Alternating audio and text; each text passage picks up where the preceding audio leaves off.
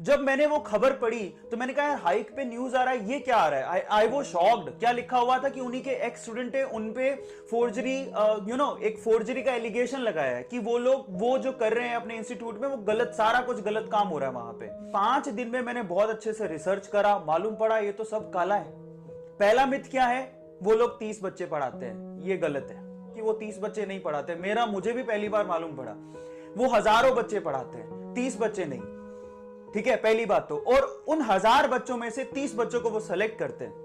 अब वो सिलेक्शन के बाद में भी पता नहीं लगता है कि वो 30 बच्चे कौन से हैं। ये भी बड़ी अजीब सी बात है भी कि जिसका सिलेक्शन हो गया वही सुपर 30 के अंदर है। देखो ये पहली फोर्जरी।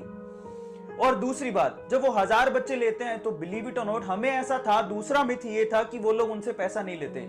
ये भी गलत है। उन्होंने एक दूसरी संस्था बना रखी है रामानुजन के नाम से, ऐसा ही कुछ नाम है उनके नाम से, और वहां पर आनंद सर बच्चों को भेजते हैं और उनसे 32 से 33 हजार रुपया पर स्टूडेंट लिया जाता है 1 साल का। अब ये भी एंड आई वाज शॉक्ड। ठीक है फीस कम है लेकिन फीस तो है। आप क्यों दुनिया को बता रहे हो कि हम लोग फ्री में पढ़ाते हैं? मैं तो नहीं जानता था। 32 से 33 हजार रुपया वो लेते हैं पर स्टूडेंट, और हॉस्टल का चार्ज अलग। और वो हजारों बच्चों में से 30 बच्चों को सेलेक्ट करते हैं और फिर उनका नाम डिस्क्लोज नहीं करते कि हमने किसको सेलेक्ट किया। मतलब ये है कि आप देखिए किस तरह से चलता है ये। मतलब जिसका सिलेक्शन हो गया वो सुपर 30 के अंदर। बड़ी अजीब सी बात है। ये दूसरा मिथ था।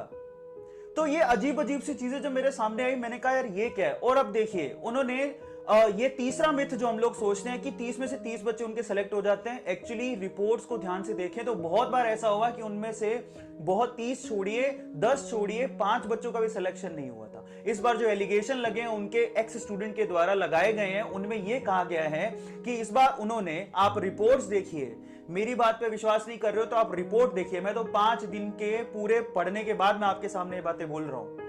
मतलब रिपोर्ट ये है कि 30 में से उन्होंने, इस बार क्या हुआ, फिल्म आ रही है ना, फिल्म आने के चक्कर में, क्योंकि अगर 30 में से कुछ सिलेक्शन ही नहीं हुआ, ठीक है, तो उनका इमेज डाउन हो जाएगा। मूवी कैसे बनेगा? मूवी बन रहा है तो उन्होंने 26 बच्चे दिखा दिए कि हमारे यहां से आईआईटी के अंदर 26 बच्चे सेलेक्ट हुए।